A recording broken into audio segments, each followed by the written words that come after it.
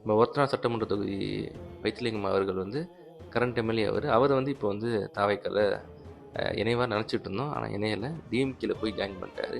அது மிகப்பெரிய பேசும்பொருளாக ஆயிடுச்சு.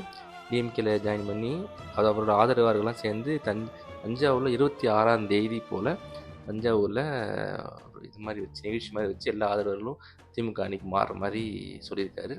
அவர் வந்து ஸ்டாலின் அவர்கள் முன்னாடி இணைஞ்சிட்டார். வைத்திலிங்கம் அவர்களும் வரல, ஓபிஎஸ் ஆதரவாளர்கள் யாருமே வரல. டிடிவி ஏடிஎம்கே போயிட்டார், பாமக அன்புமணி அவர்களும் போயிட்டார்.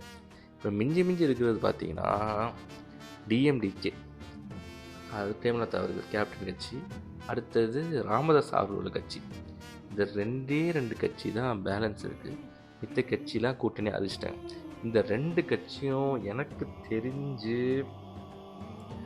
அதில் ராமதாஸ் அவர்கள் வந்து டிஎம்கேட்டு தான் போவார்னு நினைக்கிறேன்.